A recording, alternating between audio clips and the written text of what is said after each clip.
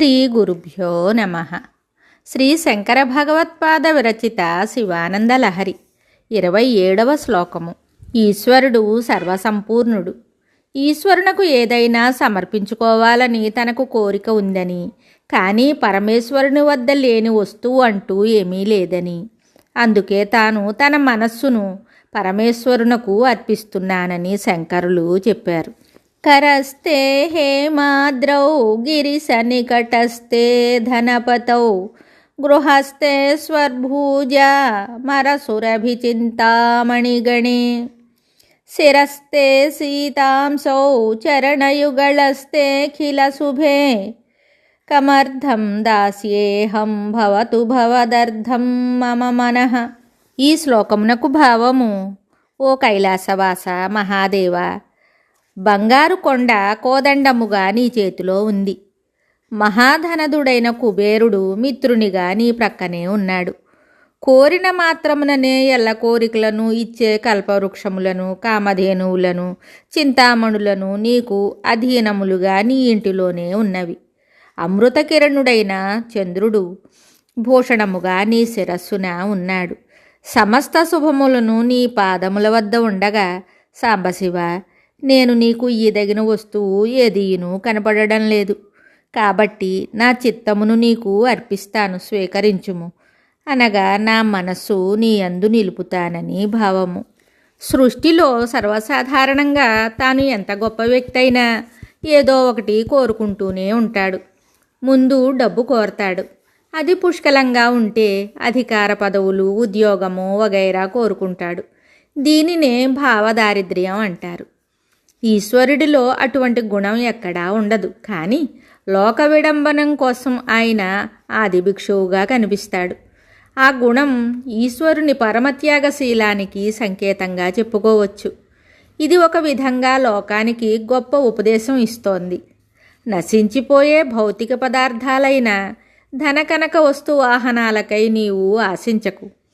అవినాశి, నిత్యసత్యుడు, ఆనందస్వరూపుడు అయిన పరమాత్మకు సర్వము సమర్పించు అన్నదే ఆ ఉపదేశం అని శ్రీ శలాకవారు యథార్థాన్ని వెల్లడించారు.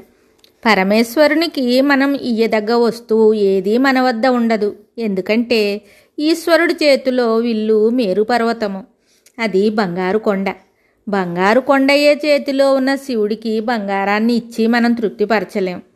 ధనాధిపతి అయిన కుబేరుడు శివునికి మిత్రుడు. కుబేరుడే శివునకు ధనాన్ని ఇవ్వగలడు. కనుక మనం ఈశ్వరునకు ధనమిచ్చి ఆనందింపజేయలేము. అలాగే కోరిన కోరికలను ఇచ్చే కల్పవృక్షములు, కామధేనువులు, చింతామణులు ఈశ్వరుని గృహంలో అనగా కైలాస పర్వతంపైనే ఉన్నాయి. కాబట్టి ఈశ్వరుడు తనకు కావలసిన వాటిని వాటి ద్వారా గ్రహిస్తాడు. ఇంకా చల్లదనాన్ని, ఆహ్లాదాన్ని అందించే చంద్రుడు శివుని శిరస్సున ఆయనకు అలంకారంగా ఉన్నాడు.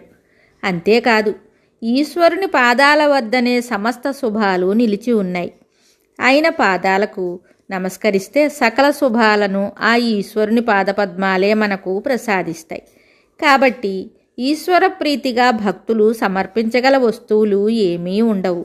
కాబట్టి భక్తులు తమ మనస్సును భగవంతునికి అర్పించాలి. అంటే ఈశ్వరుని చిత్తశుద్ధిగా ఆరాధించాలని భావము.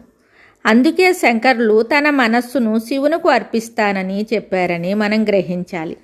ఇక్కడ ఒక విషయాన్ని మనం గ్రహించాలి. మనకు ఏది లభించినా అది అంతా భగవద్ అనుగ్రహ ఫలితమే. మనం నిజానికి భగవంతుడికి ఏమీ ఇయ్యనవసరం లేదు. భగవంతుడికి మనము పత్రమో, పుష్పమో, ఫలమో, తోయమో సమర్పించడం అన్నది మనం భగవంతుని యందు చూపించే కృతజ్ఞత మాత్రమే. మనకు ఈ దేహాన్ని ఇచ్చి, సంపదలిచ్చి, పుత్రపౌత్రాదులనిచ్చి చల్లగా కాపాడుతున్న పరమాత్మకు మనం సమర్పించే వస్తువులన్నీ ఆయనకు మన కృతజ్ఞతను వెల్లడించడానికే. నిజానికి ఆయనకు కావలసినదేమీ లేదు. ఆయన సర్వసంపూర్ణుడు. ఉదాహరణకు, తల్లిదండ్రులు తమ ఆస్తిని తమ బిడ్డలకు పంచి ఇస్తారు. తరువాత ఆ పిల్లలు తమకు పంచి ఇచ్చిన ఆ ఇల్లు, పొలము వగైరాలు తమ ఆస్తిగానే భావిస్తారు. ఆ ఆస్తిని తల్లిదండ్రులు తమకు ఇచ్చారు కాబట్టి ఆ ఆస్తి తల్లిదండ్రులదనే విషయం క్రమంగా పిల్లలు మర్చిపోతారు. కాలక్రమంగా వారికి పిల్లలు పుడతారు.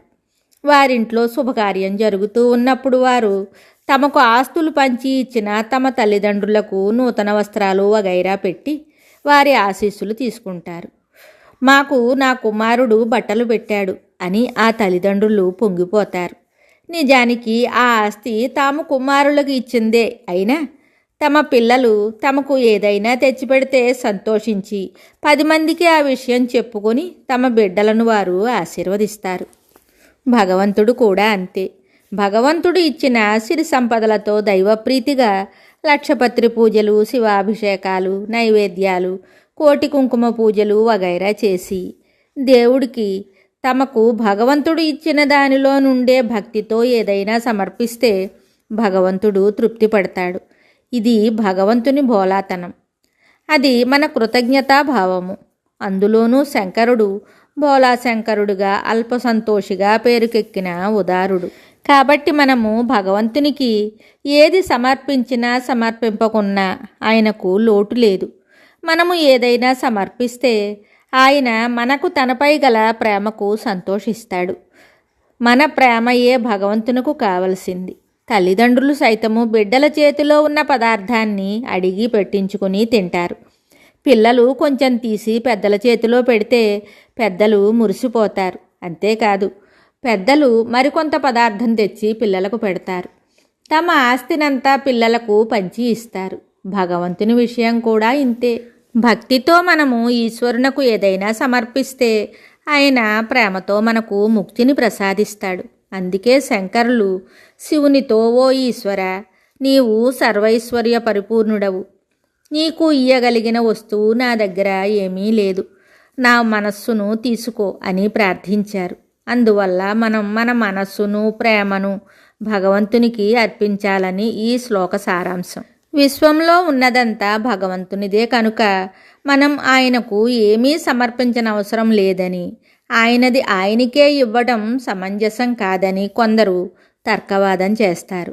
అది మూర్ఖత్వం. విశ్వభాగ్యం అంతా భగవంతునిదే అన్నది నిజమే. కానీ మనకు భగవంతుడు ప్రసాదించిన దానిని ప్రేమతో ఆయనకు మనం సమర్పిస్తే ఆయన సంతోషించి మనకు ముక్తిని ప్రసాదిస్తాడని గ్రహించాలి.